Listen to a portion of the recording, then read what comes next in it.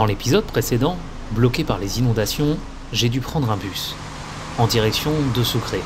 C'est une longue nuit de voyage qui m'attend.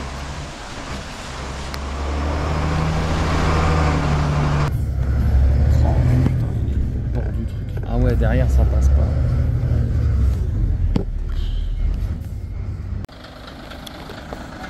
On est en plein milieu de la nuit. Le mec il s'est arrêté là, histoire que les gens aillent pisser, machin et tout.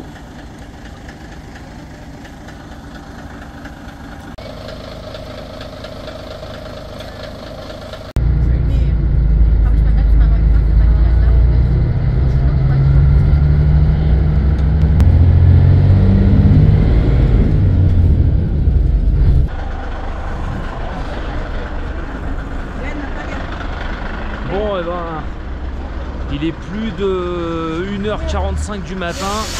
On vient simplement d'arriver à Santa Cruz. Je vais te dire que c'était un sacré voyage parce que je suis éclaté. Il n'y a pas de route, enfin, il n'y a pas de train, il n'y a pas de grand pont. Il n'y a pas d'autoroute. Ça paraît incroyable, mais en fait c'est comme ça. C'est que des petites routes, des chemins de terre, et les bus ils bombardent sur ces trucs là. Là il y a le deuxième bus qui nous précédait. Il s'est arrêté un petit peu avant. Mais c'est une aventure le truc, c'est une aventure. Impressionnant. Impressionnant.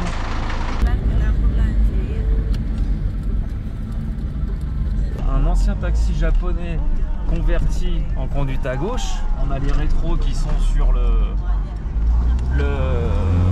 capot. Ah ça y est, il bombarde en plus le mec. Et les compteurs ils sont là, tu vois, et moi je suis ici. Sucre, la capitale de la Bolivie. Ça fait je sais pas combien de temps je cherche un hôtel. En fait j'ai trouvé un hôtel, j'ai toqué à la porte, il n'y a personne qui m'a répondu. Celui-là pareil. Et je vais peut-être tester celui-là. On va voir s'il y a quelqu'un.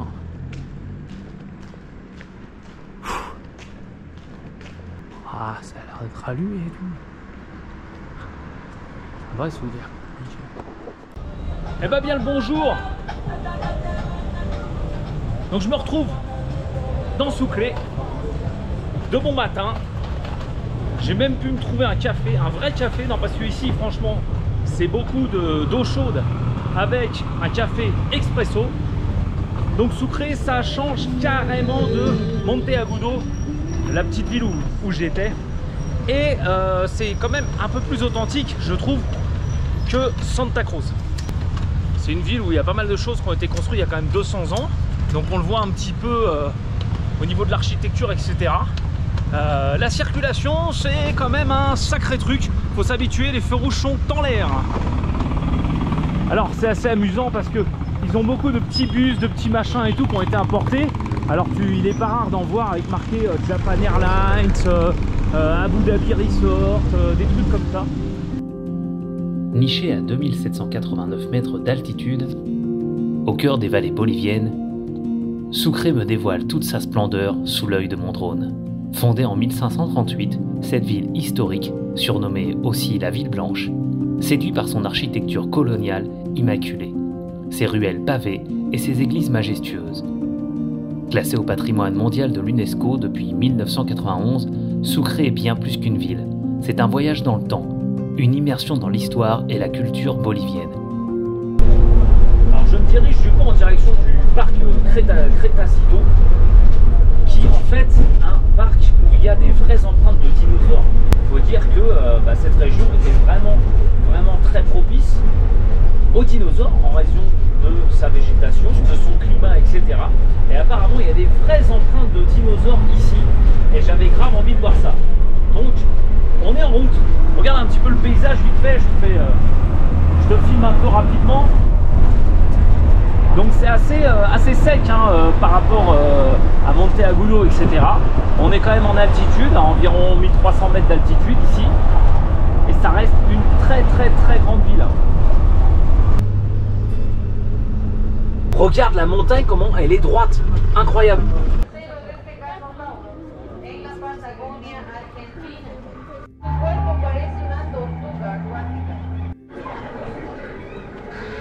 un brontosaure herbivore. Ils ont bel et bien reproduit les dinosaures à taille réelle. Et là, du coup, on s'aperçoit que les tortues, eh ben, elles n'ont pas changé tant que ça. On va aller voir les vraies empreintes de dinosaures qu'ils ont découvert en fait en faisant une construction ici. Et du coup, bah, ils ont arrêté puisqu'ils se sont aperçus qu'il y avait vraiment des véritables empreintes de dinosaures. Et pour y aller, il faut emprunter ce petit chemin. Donc, tout le monde est là avec son petit casque rouge. C'est assez marrant. Et les empreintes sont là-haut sur le mur. Voilà. C'est ouf quand même. Alors là, on est quand même vraiment plus près et on se rend compte. Tout à l'heure, on était à 300 mètres au-dessus et ça faisait vraiment petites empreintes. Mais là, on se rend vraiment compte de ces empreintes-là. C'est assez spectaculaire à voir. Regarde bien un petit peu l'échelle avec tout le monde qui marche.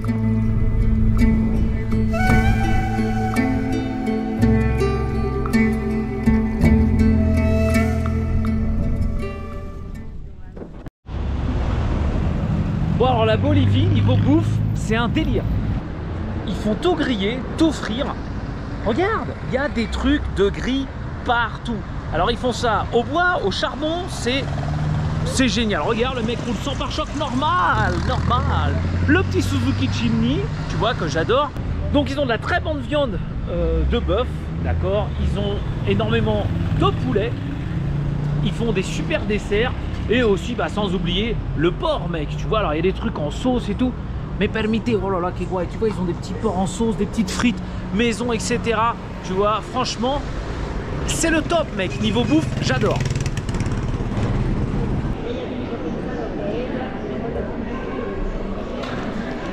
J'ai fait mon choix. L'hamburger, mec. L'hamburger, il est énorme.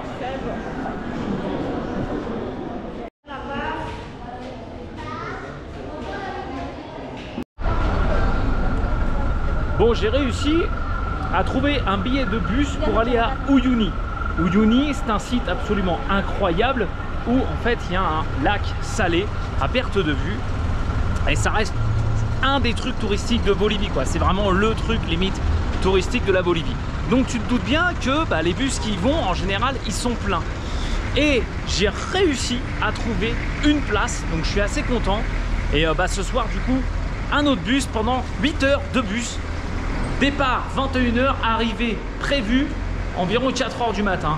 Donc bah, une fois que je serai là-bas déjà, on verra bien un petit peu comment ça se passe et forcément j'irai faire des bonnes vidéos là-dessus, tu vois. Il est 8h15 du soir. Je me rends en direction du bus en fait que je vais prendre pour ensuite aller au Salar de Uyuni. Apparemment, je crois qu'on va voyager encore toute la nuit, donc j'espère que ça va le faire, le trajet, parce que c'est pas hyper confortable le truc. Mais bon, on verra bien. Autre aventure, en tout cas, drone chargé, et puis bah, on va ramener de belles images. C'est un road trip qui est assez décousu, je dois dire. Parce que c'est vrai que je ne m'attendais pas à ça en fait. Je pensais réellement qu'il y avait des routes, même des chemins plutôt praticables qui pouvaient se faire. Mais non seulement c'est... je sais pas comment t'expliquer, c'est pas des grosses distances en soi, mais c'est tellement un peu compliqué à rouler, à s'organiser, etc. À trouver des véhicules et tout, que bah du coup autre solution, le bus, les taxis, à pied, vélo, scooter. Voilà, c'est vraiment un gros road trip.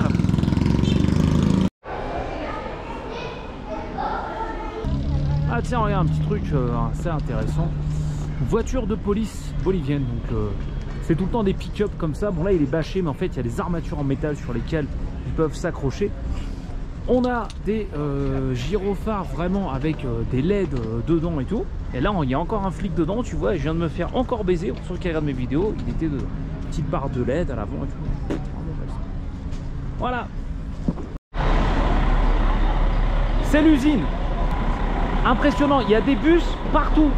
Partout, il y a des gens partout. Regarde, le mec, il a pas peur, il était entre le bus et tout. Ça n'arrête pas. J'ai même pas osé filmer à l'intérieur de la gare, tellement il y avait de monde. Là, les gens, ils vendent des chargeurs, ils vendent des boissons. Tiens, un chien, voilà, encore un autre chien qui le suit. Tiens, bah c'est le chien qui dormait tout à l'heure. Il a fait sa sieste, c'est bon, il est chaud. Regarde, ils ont tous leur truc et tout, prêt à embarquer. Bon, voilà la bête. Voilà le bus qui va m'emmener. Allez, on est parti. Oh, le bus de ouf, quoi.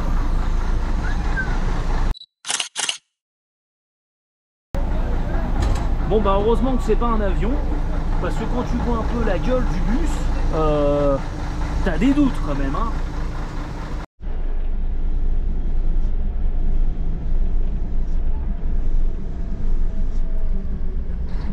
Il est 5 h du matin. Après une nuit un peu compliquée, les premiers rayons de soleil réveillent l'équipage. Nous arrivons enfin à Uyuni. Tout autour, un paysage désertique, une ville figée dans le temps. Un silence pesant, une atmosphère de fin du monde. Un peu comme un décor de Mad Max, immobile et saisissant.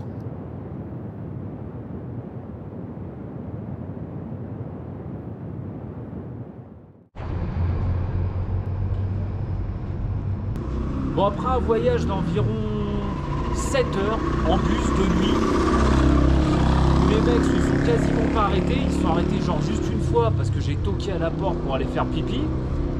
Parce que le bus, en fait, t'as les passagers et le conducteur est séparé du coup des passagers.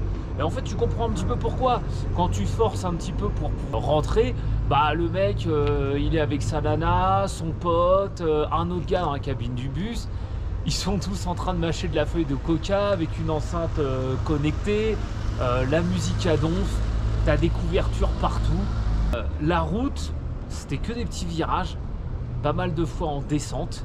Alors le bus, un truc des années 90, mais complètement défoncé, des à-coups pas possibles, la boîte de vitesse pour chercher le bon point pour passer la voie. Le truc il accélérait comme ça, enfin bref.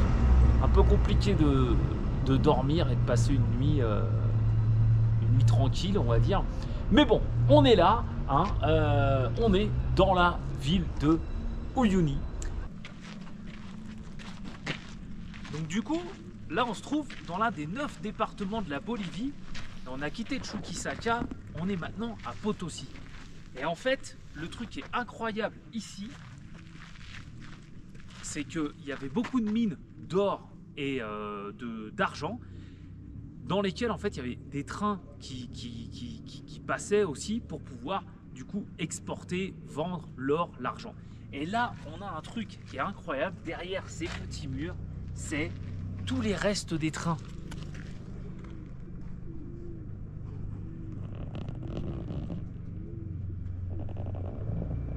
Voilà, on a vraiment les restes des trains, donc c'est assez intéressant de voir ça. Là on dirait vraiment on dirait qu'on a tiré dedans de l'autre côté. Des petits impacts de balles. Pas des gros calibres, mais bon. L'ambiance elle est spéciale quand même, hein. Entre les chiens, les usines complètement abandonnées, les véhicules démontés. C'est quelque chose.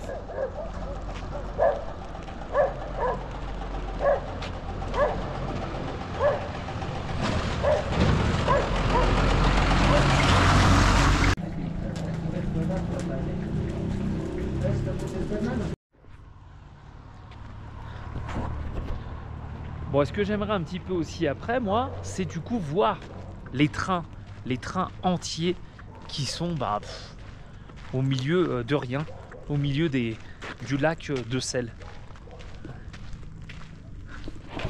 En tout cas, ça change énormément de paysage par rapport à la jungle.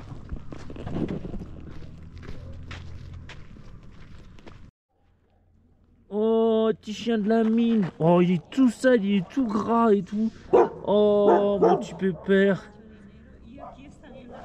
Ça va? Oh oui, t'es gentil. L'autre, il court après les motos. Il court après les motos. Petit bâtard. Oh, il est tout sale, t'es mignon. Oh, oh, c'est le petit pelo de la calle qui n'a dit qu'à laisser parce qu'il est soucieux. Alors là, on a justement le musée ferroviaire qui est fermé parce qu'il est assez tôt. Hein. Comme je t'ai dit, on est arrivé à 6 h du matin. Voilà, le musée. Voici le symbole de Uyuni. Donc cette statue qui représente un travailleur minier avec une clé anglaise dans la main et une roue de train, et du coup qui symbolise hein, la force de Uyuni à l'époque où ça vivait du coup des mines et de l'argent. Et c'est les mêmes travailleurs miniers qui ont construit cette statue.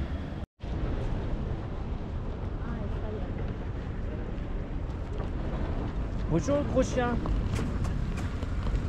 C'est du maïs?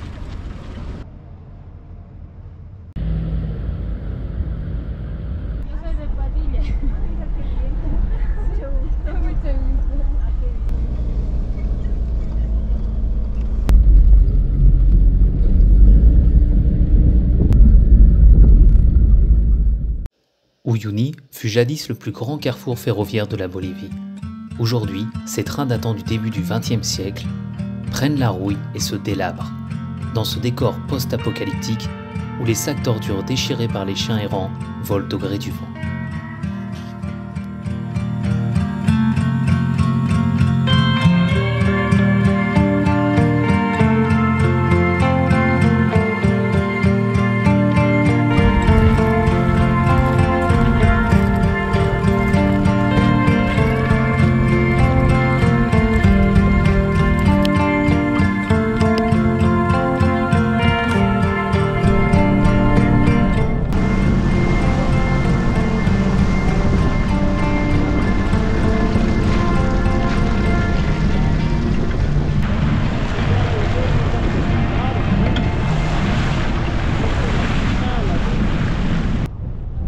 Regarde un peu l'étendue. 11 000 km² il fait. C'est magnifique.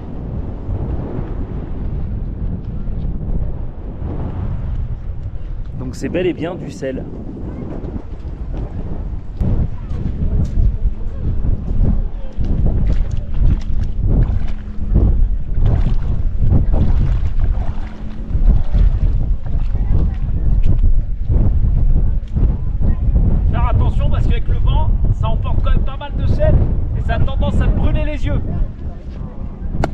Allez, on va continuer maintenant par là-bas avec l'effecto espejo, l'effet miroir. C'est parti. Alors c'est un truc de ouf parce qu'on a un petit phénomène quand même qui est plutôt sympa avec des bulles. Parce qu'en gros, en fait, le sel, il absorbe la flotte. Et c'est pour ça que ça donne ce truc-là. Alors bah, je te parle, je te raconte des trucs et tout. Mais franchement, regarde, magnifique. Regarde comment c'est beau. Wow, impressionnant.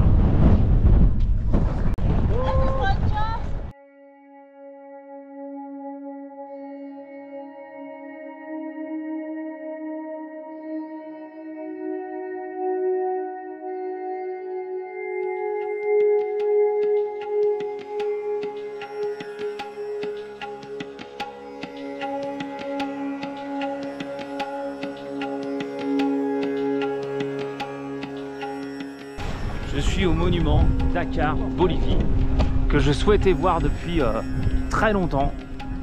Voilà, il est là. Donc là, ça fait vraiment plaisir. En plus de ça, il y a un mec avec une moto, un ancien GS Flatwing en face du monument. Donc là, ça va faire des très belles photos.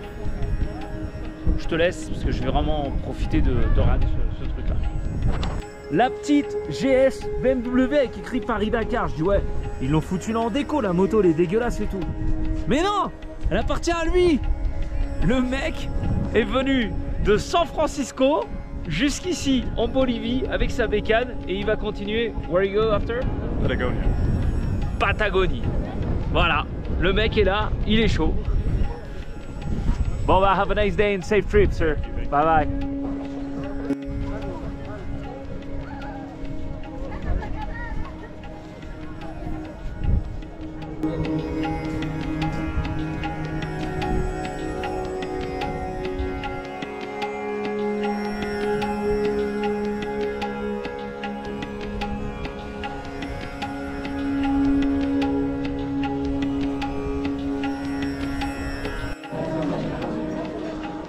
Alors là, du coup, on est dans un hôtel de sel. Et puis ça mange bien.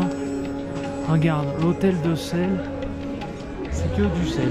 Voilà. Ah ouais, ça.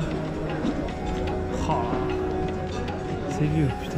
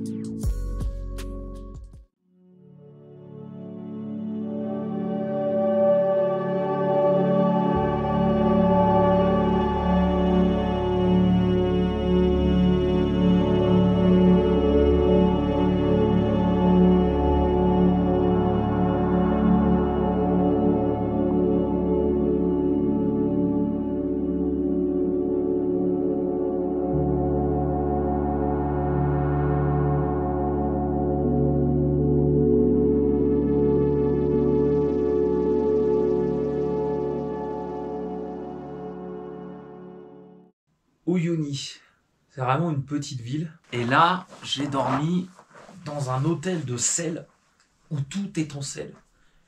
Quand je te dis tout, c'est tout. Les murs, le lit et même le sol. Le sol, c'est du sel. Donc super intéressant. Alors quand je dis un hôtel, c'est pas vraiment un hôtel parce que c'est des petites chambres avec une sorte de salle de bain, je vais appeler ça comme ça. Et les toilettes et tout qui sont partagées, c'est plus une auberge de jeunesse. Ce qui est cool, c'est qu'on rencontre quand même des gens qui viennent de partout, du monde entier. Et ça, c'est assez chouette. De mon côté, c'est un voyage qui est très fatigant. C'est vraiment... il est assez épuisant, le voyage. Je sais pas trop comment t'expliquer parce que je suis vraiment fatigué, mais pas sur un plan où genre, tu sais, fatigué en mode conduite moto, attention, physique, etc., montage, démontage de camping et tout. Non, non, non, c'est pas ça.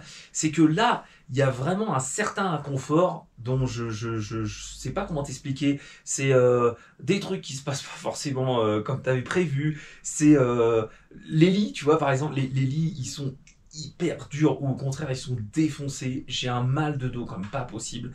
Les bus, pareil, c'est une galère. Traverser une grosse partie du pays en 8 heures de bus dans un inconfort le plus total, c'est autre chose, tu vois. Moi, c'est vrai que j'aime bien être en moto, tranquille, etc. et tout. Là, c'est une autre expérience, complètement. Après, ça reste hyper intéressant parce que tu rencontres des gens, tu t'adaptes sur d'autres trucs, tu bricoles des machins à droite à gauche pour essayer d'avoir justement un certain confort. Enfin voilà, plein de petits trucs comme ça. Et c'est vrai que le spectacle d'hier, il y a pas de mots, il y a pas de mots. C'est juste magnifique. En parlant de fatigue aussi, il y a l'altitude. On est à 4000 mètres d'altitude et franchement, t'en prends un coup, tu sens que le corps, il faut qu'il s'adapte, tu vois. Moi, je l'ai vu, j'ai discuté avec d'autres gens aussi sur des trucs similaires. Ils me disaient, ouais, moi aussi, machin, etc. Hier, j'ai passé ma journée avec de la feuille de coca, justement, pour acclimater un peu l'altitude, histoire d'avoir un peu plus de pêche, etc. Et voilà, mais tu vois, le mur là qui est derrière, c'est du sel. Le canapé, pareil, c'est du sel. Et puis là, je vais me mettre en route et on va encore prendre de l'altitude en direction d'un volcan. Alors c'est parti.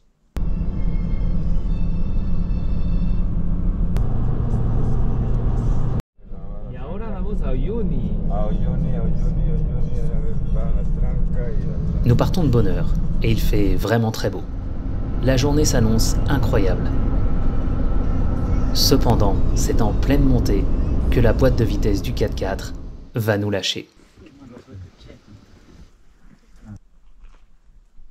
C'est la fin de cet épisode. J'espère vraiment que celui-ci t'aura plu et surtout, n'oublie surtout pas de t'abonner et de me mettre ton plus beau pouce bleu. On se retrouve très bientôt pour le prochain avec encore plus de surprises.